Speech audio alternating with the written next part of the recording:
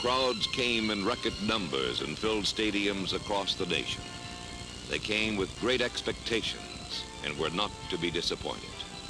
For this was the beginning of a new decade, new rivalries, the first year of the merger between AFL and NFL. But above all, it was professional football, the sport with the flash, dash, and thrills custom-made for the new America, the now America.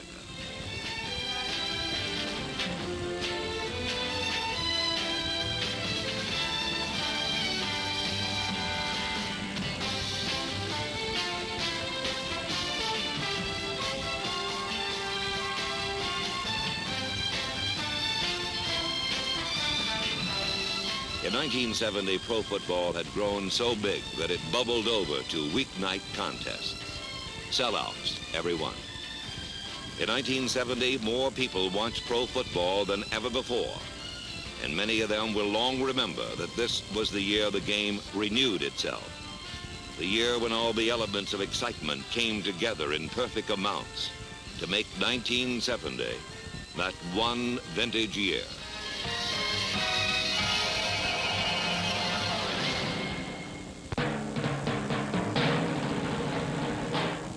I love a challenge, and if anyone can bring it out of me, then Terry Hanratty can. He's a top-notch quarterback. I feel right now that I'm the #1 quarterback for Steelers. I don't think there is a #1 quarterback. In Pittsburgh, the rivalry between the Terrys, Bradshaw and Hanratty, was a friendly one. But it was rookie Terry Bradshaw who opened the season at quarterback, and he found it tougher than it looked. From the bench, he gained experience as Terry Hanratty took over.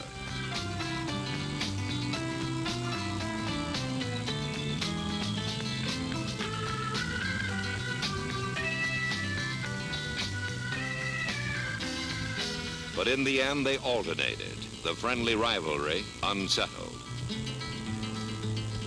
And in the end, the Steelers were the real winner. A less friendly rivalry in the AFC Central was between Blanton Collier's Browns and Paul Brown's Bengals. The Browns were favored to win the title, and in the early going, they looked good.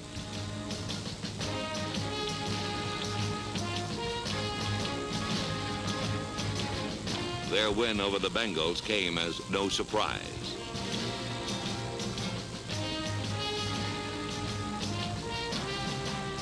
But the Browns had breakdowns.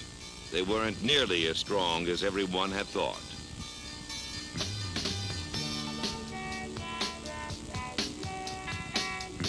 And before long, people were looking toward Cincinnati, where strange things were on the loose.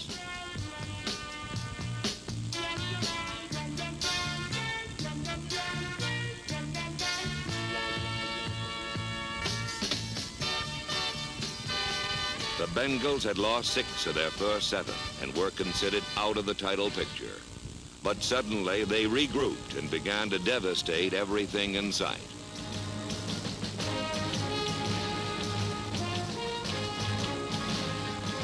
They avenged their earlier loss to Cleveland, and before they were finished, the Bengals had won their last 7 in a row, while becoming the first expansion team to win a division title.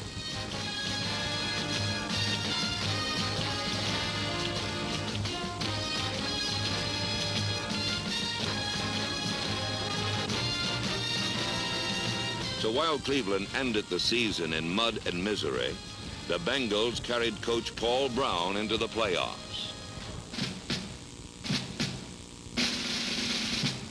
In Green Bay, they used to see a lot of defense, and they saw a lot in 1970, but it came from the wrong people.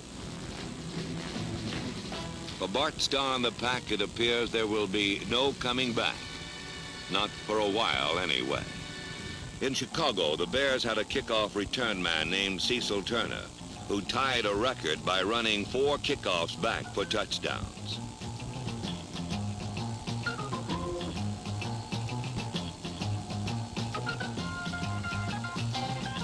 The Bears also had Dick Gordon, and he led the NFC in receiving.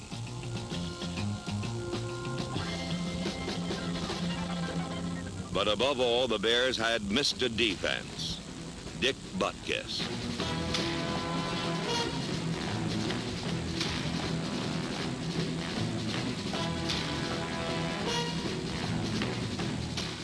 And despite all that, the Bears lacked one thing, and that was a winning record.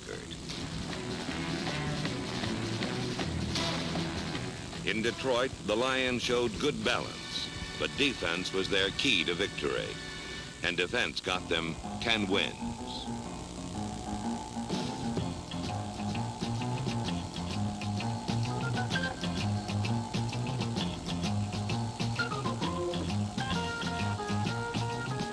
Although 10 victories was enough to gain them a playoff spot, it wasn't enough to win the NFC Central, where the Purple People Beaters from Minnesota were the ultimate in defense.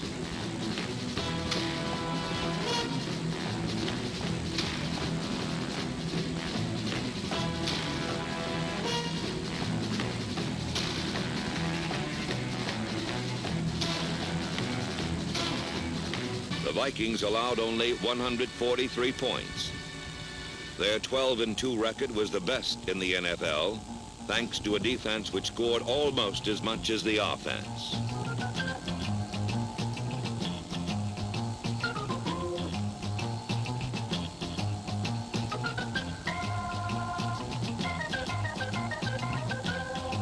While the NFC Central was the stronghold of crunch and crush in 1970, there were sounds of thunder heard throughout the league.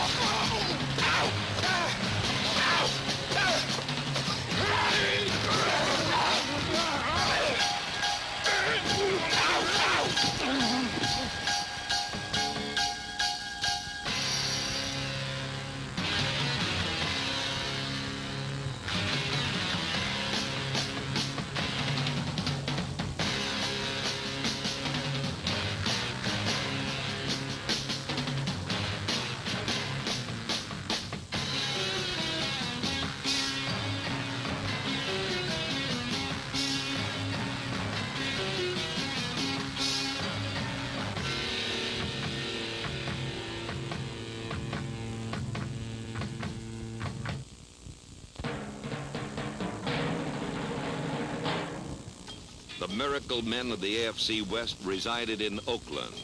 Chief Wizard, 43-year-old George Blanda. The Raiders were unbeaten in their division, as against San Diego, Blanda kicked the winning field goal with 4 seconds remaining. Exit Chargers. The Denver Broncos, with a hard-nosed defense and a good offense, won their first 3 and led the division.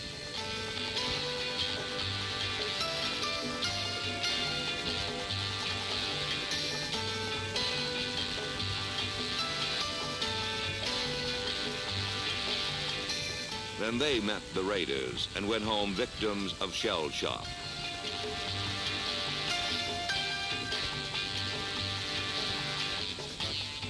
In Denver, it was George again, when with time almost gone and Oakland trailing, he threw for the winning touchdown.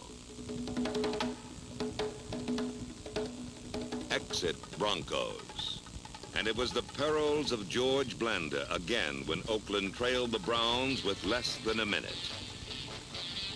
His pass tied it at 20.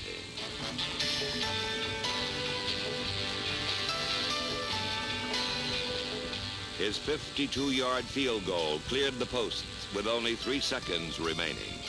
Oakland 23, Cleveland 20. Against the Jets, the Raiders trailed with 1 second left when on 4th down, a new cast of Darryl LaMonica to Warren Wells pulled off the greatest of the Raider miracles. And while everyone Oakland met suffered defeat in unbelievable ways, perhaps the Chiefs lost most. They started 1970 as world champions and even led Oakland in their first meeting. But with 3 seconds to go, George Blanda, who else, kicked a 48-yarder to give the Raiders a tie that amounted to a moral victory.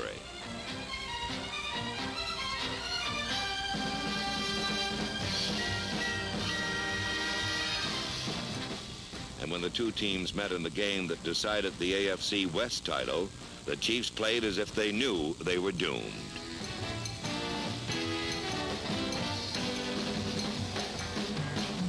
Exit Chiefs. Enter Oakland, the miracle-working division champions. In the first playoff game, the Raiders faced Miami and relied on their oldest weapon, the bomb.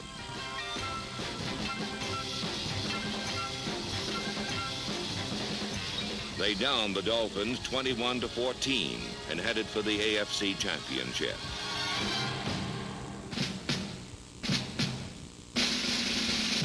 In New Orleans, the Saints lived up to their name and performed one miracle. Tom Dempsey will try to kick the longest field goal in National League history. They're sending him on with 2 seconds left. Scarpetti will hold. Dempsey will have to kick one 62 yards to win the ball game. Holy daylight, I've seen them all, but this is the most exciting moment in Saint history. Here's the snap, the ball is down, Dempsey kicks, it's on the way! It is! Good! It's good! It's good! The Saints have won! The Saints have won! The stadium is wild! Dempsey is being mobbed! The time has run out! The Saints have won! 19-17! Dempsey with a 63-yard field goal! The longest field goal in the history of the National League! In Los Angeles, the Rams were older but seemingly tougher.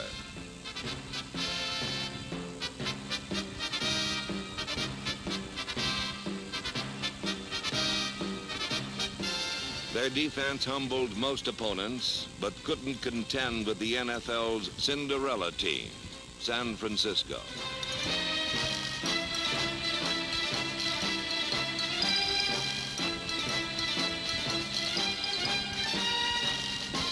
After falling under the 49ers' spell, the Rams lost momentum and found one obstacle insurmountable.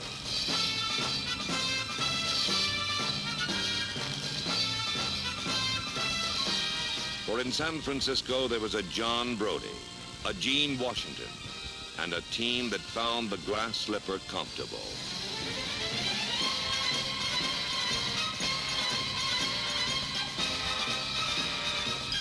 For the 49ers, it was their first championship shot, and they cast a wary eye at the thought of losing it. Everyone seemed to try a little harder.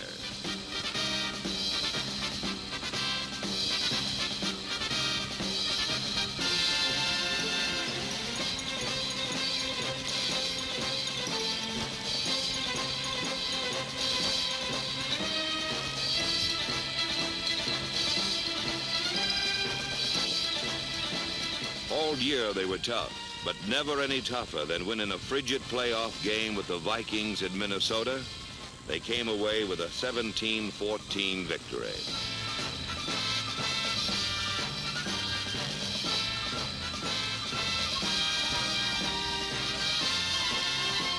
The 49ers then picked up their coach and packed for home and the NFC Championship. In Washington, the Redskins had a runner named Larry Brown, and although he couldn't lead them to a winning season, he himself was a winner as he became the NFL's leading rusher with 1,125 yards.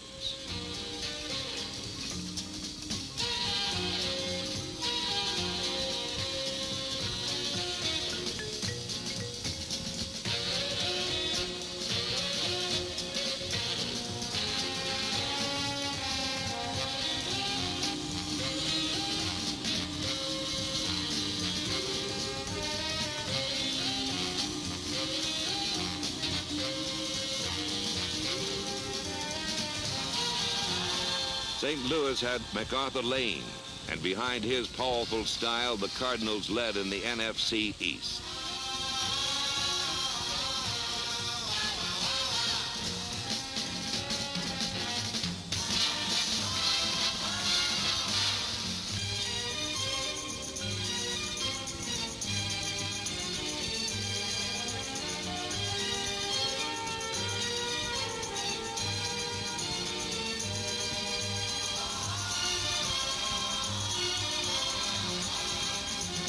The Cards' defense was also strong with 3 consecutive shutouts,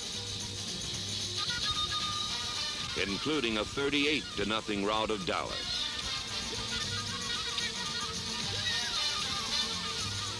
But St. Louis didn't win the title because they couldn't beat the Giants. Twice, New York walloped the Cardinals.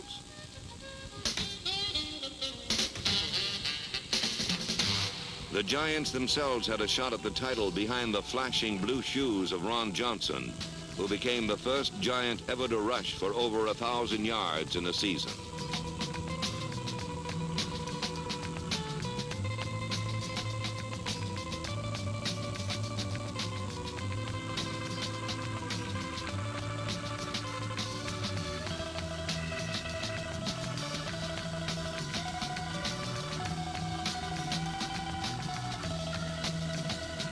But despite Johnson, the Giants weren't able to withstand the late season charge of the Cowboys.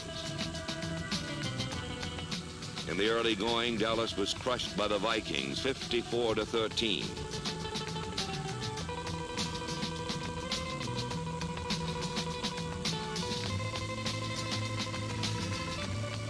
They were trampled by St. Louis, 38-0.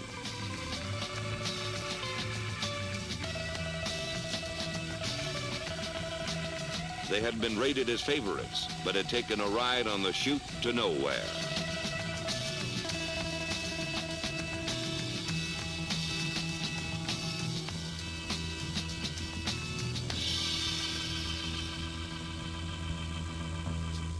Then came the light, and doomsday was everywhere.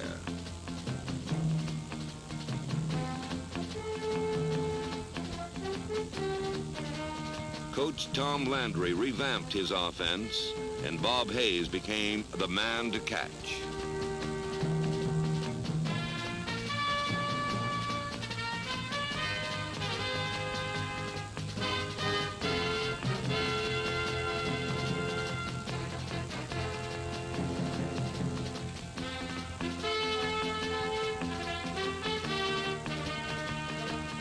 But the Cowboys had yet another prize in running back only 5 points.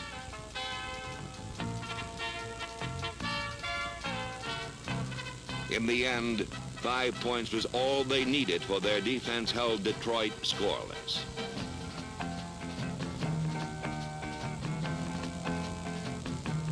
Now Dallas was in the NFC Championship at San Francisco.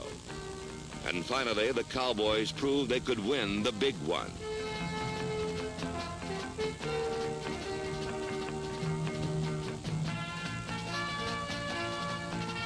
Became NFC champions and headed for Miami and Super Bowl V.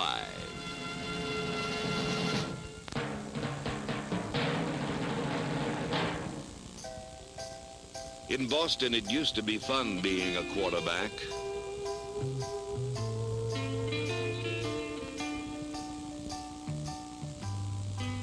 But then came Tough Joe Kapp from Minnesota, and he changed all that. Win or die trying was his vow. Boston's 2-12 record shows which part of the vow he kept.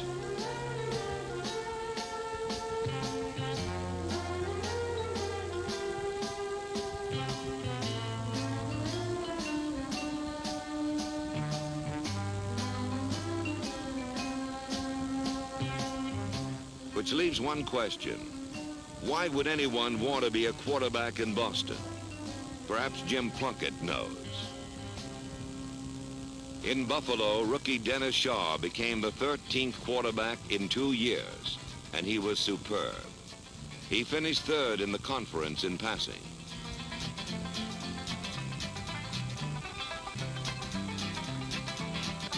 But above all, he was one cool rookie.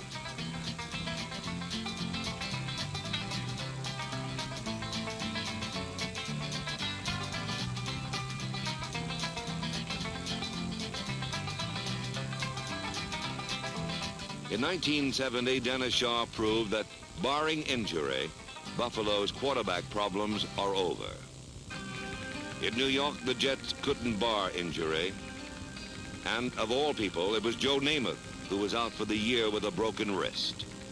And so came untested Al Woodall to show what he could do. And he did all right as he led his team to big upsets over the Rams and the Vikings and saved the Jets a third-place finish.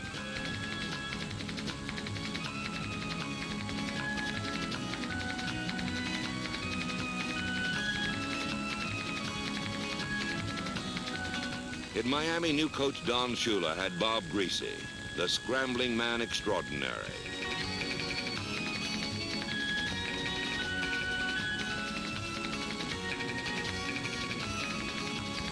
And with Paul Warfield hauling them in, Griese passed the Dolphins into contention for the title.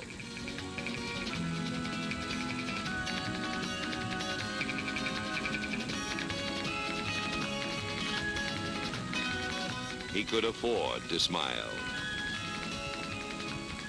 But then his scrambling caught up with him. The Dolphins lost 3 straight. The smiles were gone.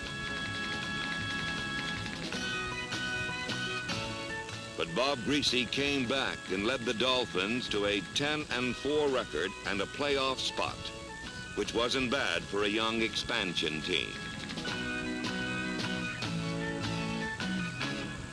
In Baltimore, they had it all. A new but knowledgeable coach in Don McCafferty, and a Rock of Gibraltar defense that broke other teams under a withering rush.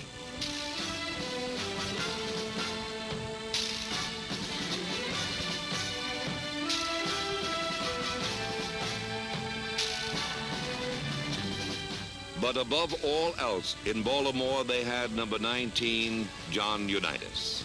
And he led the Colts to an 11-2-1 record. They won their division going away.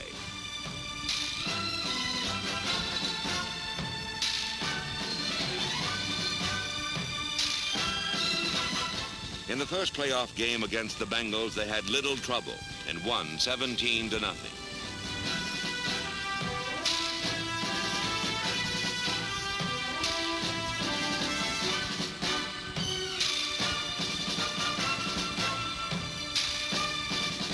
Against the Raiders in the AFC Championship, they had a tougher time, but won 27-17.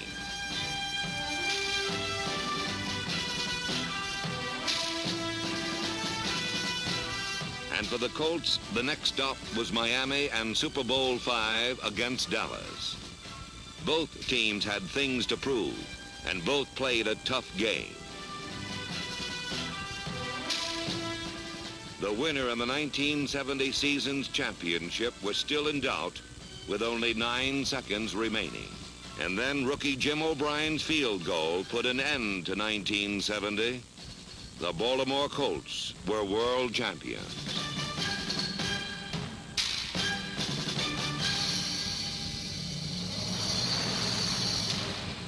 And as the final 9 seconds clicked off, you fans all over the country looked back on the spectacle that had been 1970. There had been excitement and thrills, incredible plays, and unexpected successes. You'd seen the beginnings of new stars and the fading of old ones. You'd seen expansion teams grow up and new rivalries flourish. You'd seen triumph and defeat. You'd seen the vast spectrum of the elements of professional football come together in a perfect rainbow blend to make 1970 the greatest year ever.